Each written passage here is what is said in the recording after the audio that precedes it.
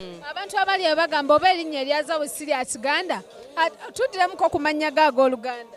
Nze Priscilla Zawedde ndi mukyala eyeddira effumbe era okuntuuma Azawi actually basooka kuntuuma Azawi then muganda wange Sarah Zawedde n'aŋŋamba erinnya eryo yali copywriting yali patenting dda linnya lye so ne tugattako ka A ne lifuuka Azawi kuba abantu baagala bantuuma ekintu nga kiri closer to my original name surname Zawedde. Ekitegeeza ennyo lino bazaddewo be baali kutuuma. Iye erinnya lya ssenga wange baali bulamusenga wange Zawedde yeah. Olunaku olwaleero tubadde wano ku album listening. Lwaki wasazeewo album eyo ogituume Sankofa? Sankofa okutwala okuzzaako emabega katono oba okunnyonnyolamuko katono. Sankofa kigambo kiva Ghana. Kitegeeza ki? Mu lulimi olwaffe wano eno kitegeeza nti okusobola okumanya ebiseera bye eby'omu maaso olina kusooka kumanya wa gy'okola ki gy'ovudde oba okumanya wa gy'olaga olina sooka kumanya wa gy'ovudde. Abantu ebiseera ebisinga twerabira nnyo gye tuva ne twerabira ebitukwatako ebyafaayo byaffe okitegeera ne tubeera loss abamu ne twagala tubyerabire ate nga ebyafaayo ebyo bijja kugoberera buli woonoolaga kakibe kikati ekintu otasobola kukyusa ku bulamu bwo. Nze nga nze Zawedde ekigambo Sankofa kinkwatako kitya nti nabeerako mu mbeera nga sikyalina bakita batya bwagazi obwo bwakuwandiika kola music nga bwe nayagala nga ndi lazy nga siri motivated so nalina okwejjuka naki kye nalindi nalina okuddako mu biseera ebyamabega nzijukire Zawedde oyo yalingaani yakolanga biki ebyamuwanga obwagazi obwo kola music so nalina okuddayo nezuule ne discovering so bwe nezuula nenzijukira ki kye nali ennyimba nesandikawo flowinga mpolampola nenewandiikako era no album enkwata eri ku personal life yange ku mukwano kirimu kikwata ku yes kikwata ku nze oba ennyimba ezimu nazikola lwakuba nalina okukola bye nasooka okukola edda kuba nasooka nali saagala nagenda nze mu studio nga mpulira studio embowa nga nzituuka nga ngambayo ebiki bino naye neŋŋamba mu depression oba saali depressed I was just not inspired kyemanyi kino kituuka ku buli yange okoyenga ne bw'owandiika ogamba kati nga naawe omunnamawulire ng'owandiika story naye ng'olaba tekola ki tevaayo bulungi ate gwe weemanyi naawe wennyini weemanyi ng'ekintu okikoze nti kyakabi nze neemanyi bwemanyi ekintu okikoze nga kyakabi so nalina okuddamu nfumiitirizeemu nezuule era bwe nakikola netandika okukola ebintu bye nakolanga ennyimba ezimu bwe nti bwe nazikola nafuuka studio right naye jjukira ebiseera byonna nga saagala nagenda ku studio naye nadde neŋŋamba kanze mubeere studio right be bana batava ku studio bakuma ki oba ssaawa mmeka obeera ku studio so abayimbi abamu bwe bansanganga ne tugamba leka tukolemu akayimba so ennyimba ezimu collabos bwe nti bwe nazikola nalina okubeera oyo gwe nali mu biseera ebyemabega okusobola okukola ki okuvuunuka ekyo ekizibu kye nalimu neŋŋenda maaso okweyongera maaso. Album eno oluyimba ky'osinga okunyumira? Ennyimba zikyukakyuka okitegeera waliwo ebiseera nga nyumirwa nnyo champion olala nyumirwa nnyo married man kale saawa zino njaga nnyo akayimba ka brand new kanzikakkanya bulungi nnyo bwe nkawuliriza nenzikakkana yeah.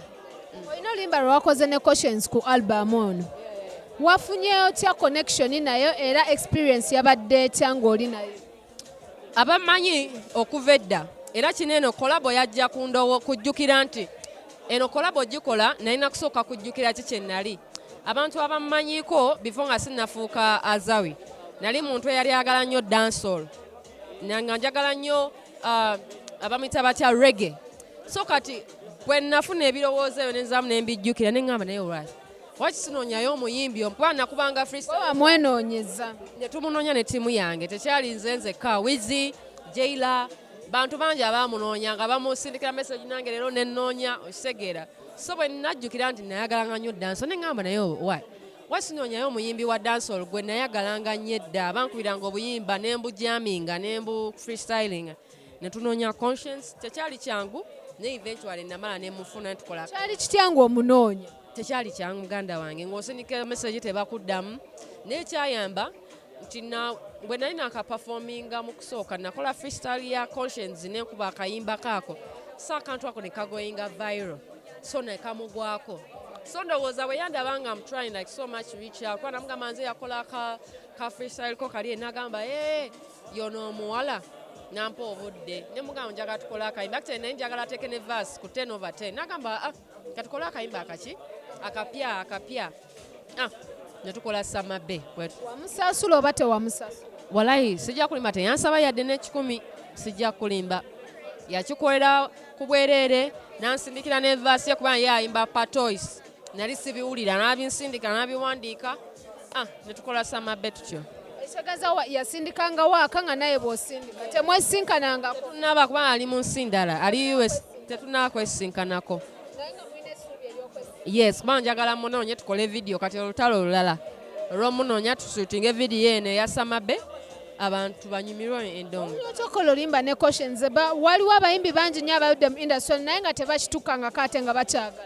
Muganda wange nebaza bwebazi Katonda kubanga nzaani abasajja b'amaanyi abasajja abo balina amaanyi naye nze yazawedde waabwe okuva enankulabye eri mu kiyaaye nenfuna oluyimba naye nkyebaliza just Katonda era musindikira kwebaza kwange konna Conscience gyali. Thank you so much my brother, thank you for giving me that collaboration. Conscience, big up on yourself.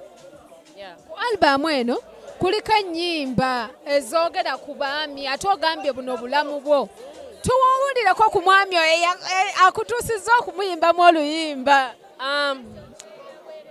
Bino ebintu buli omu abiyitamu nti oyagala omuntu n'akumenya omutima n'omala n'omuvaako n'omuvinga on n'okola ebintu ebyekigwagwa because of love okitegeera.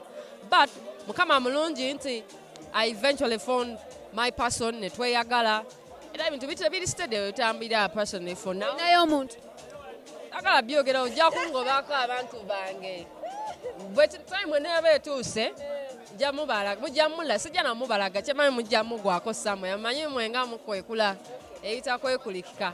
Azawi w'ofulumiza albamu eno ng'otudde okutuwa music ng'abawagizi bali abagamba naye Azawi aliwa obadde okola ki? Badde enfumba album abamu aŋŋamba ndi lubuto nemuta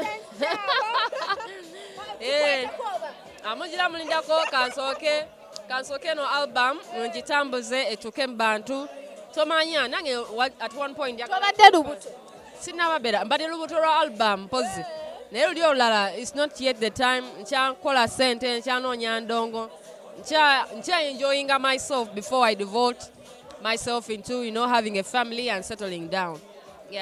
Olufulumizawo album n'ogamba nti concert naye eyengedde lwaki obikoze mangu nnyo?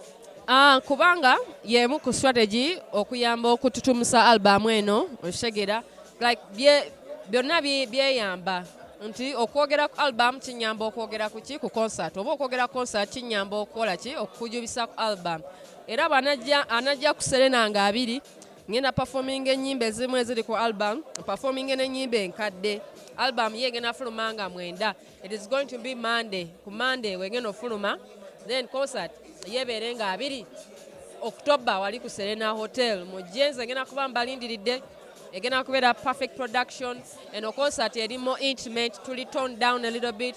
We are having a conversation. I'm having a conversation with my fans. Kwegamba kunyumirwa si bya bintu kuba pak just kwenyumirwa kunyumirwa ndongo yange. Serena tebe ntono muganda wange nandyagadde ekifo kibeereko kinene nze jasinsa abasabye abantu bajje kwanyinza obeera wano nejubisa nti ekifo kitono ne mukankola manyi mwe negana temuli bangu ekitegeera ne mutajja naye kansubire nti mugenda kujja mumpagire era balindiridde nnyo bassebo ne banyaba abawagira Azawi n'endongo ya Uganda. Otaddeyo concert nga ne Vinka tobannamulowoozaako kumukolera concert tebagambye nti no mulimu kyekubira mu Swangs Avenue? Nedda tekiri bwe kityo kuba no concert yo yakubira esooka yaggwa dda. Tekiri bwe kityo kyemulina okumanya nti byenkola kati twabipulaninga nga 2023 atandika mu January buli muyimbi abeera ne plani ye kati bw'obanga tonalaba Vinka nga tanakola concert that means ko plani ye tekiriiko kubanga kyetukola tutuulanga team buli muyimbi atula ne tiimu ye and you agree nti bwe tunate buli muyimbi abeerako ne ttiimu ye. yes ne mugamba abeera ne manager owuwe. yes ne bagamba oh Vinka bw'otuteekayo ekivulu oli fine nakyo this time anagamba mugira mulindamukko kansooke mmalirize kino then concert tujayisekayo lala Azawi tukuwe concert nagamba kireka kiri fine engeri gyengenda okukola kyokuta album so buli omu atambulira ku plan tewali kyetukola by mistake. Okay, thank you. Sure. See you, my people. Abantu babukedde mbagala nnyo first of all mwebale kunjagala bafani bange mwe abakyasinze mbalinze nga 2 October wali eri ku Serena Hotel ngena kubeera live mbakube endongo okuyingira ticket ya mitwalo 15 kati ne kulunako legena baya 2 ticket tuzitunda physical tickets zonna ziri online gena ku mook.com eyo link eri ku page social media pages zange oginyigeko following a procedure ojja kusobola okugula ticket table ya $3 million mbalinze. See you my people, love you.